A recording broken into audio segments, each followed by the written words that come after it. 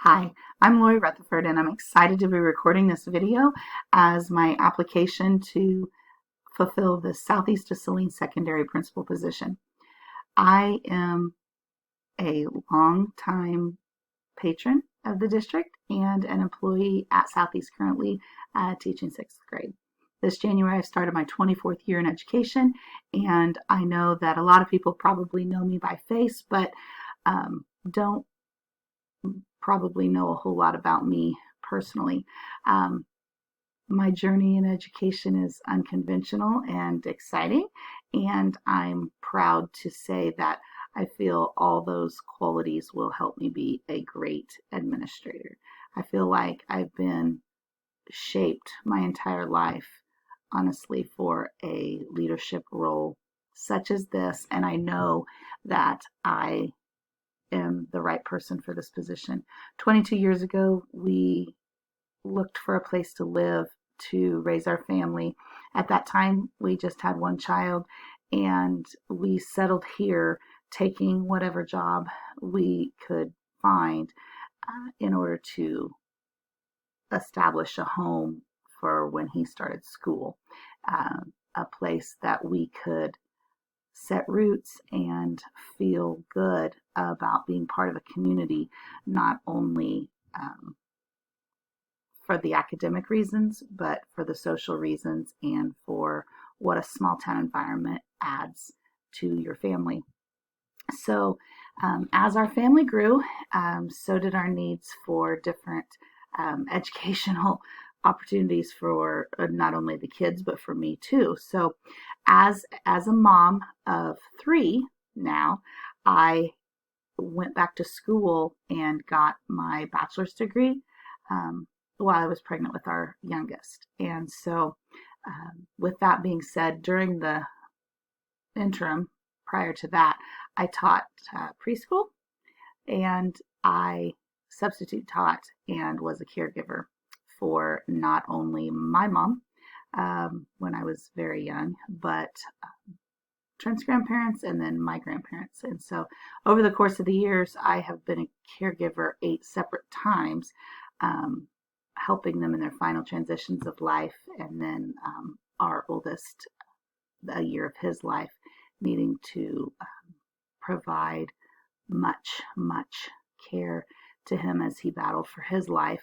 And then Trent's mom. So I recently lost my dad, hence my reason to wait to take the licensing exam, but I have that squared away and will be taking that very soon. And I know that's just a small logistic situation that we need to take care of, and then that'll be complete and I would be ready to start employment. So again, a little bit about me. All of that being said, I think you might be able to tell what kind of a person I am, because during that time, while I was a caregiver, over the course of the last 30 years, I worked full time. I've never not worked full time. So typically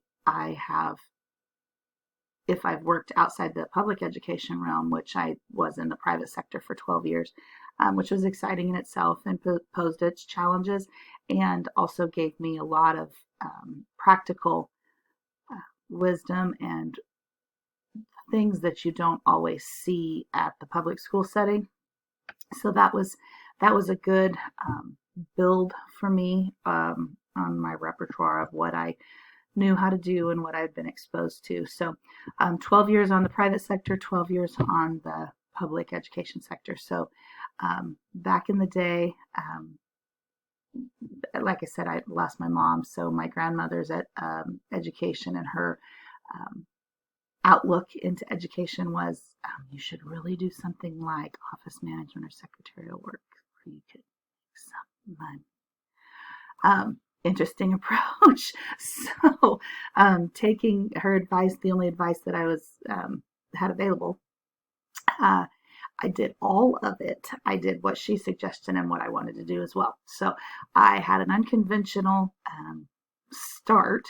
So I had an office technology degree and an early childhood education, which was an interesting combination, but it did prove extremely helpful in running my own daycare and preschool. So with the clerical side, the office side, business side, um, gave me that leg up so that I didn't have to stress, and I was able to do that in addition to the teaching side. So um, with all that being said, that's what gave me my good start.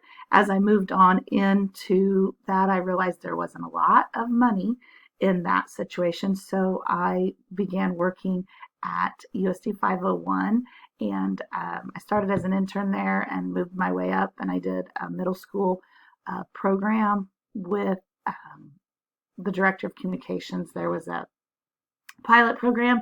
I was able to coordinate that with all the scheduling and all of the nuts and bolts that went into creating it and then actually physically running it for the summer. And I saw that through, and then ironically went to work for her husband at Payne Weber and was his administrative assistant, as I was to 5 other brokers in the office, accumulating multi-million-dollar accounts and being responsible for the scheduling and the record keeping and the data retrieval of all of those items. So with all that, I feel like it gave me a really solid foundation of what it takes to manage chaos and multiple things at one time. My task management is, I feel, top notch, and my confidentiality even more so. So I think that principals can look for the risks and opportunities that might affect their school. And I think knowing the district like I do, I think the safety aspect and just knowing the community and the potentials and the items that, might be on someone's agenda that a new person might not even be aware of. But with that being said, also giving everyone an equal opportunity, whether I've known them for 25 years or met them yesterday, I'm going to treat them with the same respect as I would anyone else. So some great characteristics that I think I have that would help me in this principal role is the excellent communication. It doesn't really matter to me what age group of a child I'm with. Like I said, when I subbed at Southeast Saline, I subbed K-12. So I got my start in pre-K, subbed K-12, and then settled at the middle school level. So I think that shows that diversity and that ability to be with each of the age groups and be successful at all of those age groups. So the rapid decision-making skills that I feel like I can do is really important to a leadership role, and that strong interpersonal skill. I feel like I'm definitely not going to be the most qualified in science or math or athletics at the secondary level, but I was involved in all of them in some aspect. And I think the job of a principal isn't being the best at all those things, it's being the bridge builder, because you hire good people. We have good people. We have good people in place already. They know what they're doing. They know what they're doing better than I know what they should be doing. I know how to lead people. So it was interesting to me. Mr. Stump said, why would you want to do this? Because I love people. I love seeing people succeed. They say, what do you have? People ask me all the time, what do you have to get out of that? What do you stand to gain from seeing other people succeed? That personal gratification and knowledge that I helped them get to where they wanted to be. How cool is that? That is the most satisfying and rewarding thing I could ever go through. So for me, being a leader, being an educator is all wrapped into one. So all these little steps that I've taken over the years, whether that's been through preschool, whether that's being when I first came and started into Southeast back into public education, I had so many different things that I volunteered with. For a while, I had Parents Club. I was the president of Parents Club. Then I moved on into the Booster Club role as Wyatt got older, and was the Booster Club treasurer and the after prom president, and was responsible for the notes and the financials, and did the treasurer position for a little while, ordered the materials and the fanware and t-shirts and such, designed them, all that kind of thing, and still worked full time, kept a family going, still was a caregiver, and things just, they didn't always run smoothly, but you just keep going, and that's, I feel like, what makes a good leader. You're going to have hiccups and bumps along the way constantly. Got a lot of experience, and I've done it well. I feel like I can manage all groups, and that's what it takes to be a principal. There is not a day go by that's going to be exactly the same. The data that you need to collect, the reports you need to fill out, the schedules that you need to make, the people that you need to manage, the fights per se, arguments back and forth. I know there's assistant principal, but these are real things that happen during the day. If you take a teacher's role or a mom's role, and you break it down, there's thousands of decisions that makes, or dad, mom or dad role. There's thousands of decisions you make during the day, and it just goes to say that it's just a second hand. I don't feel like I have to try very hard to make those types of decisions because they are natural. So what I'm saying is, I think that the strengths I have are also the strengths that a principal should have.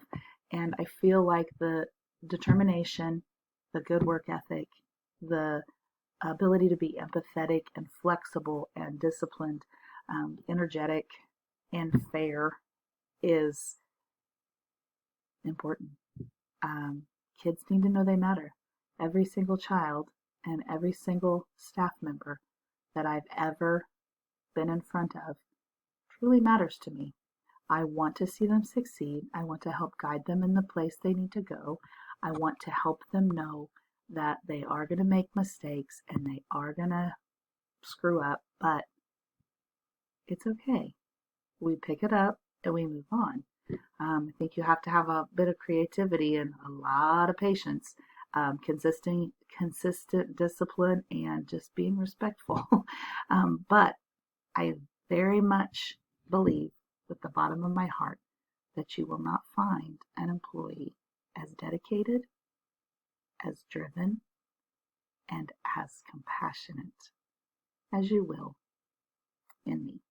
So that is a little bit about me and the reason that I feel I would be the best fit for the principal position, secondary principal at Southeast Assembly.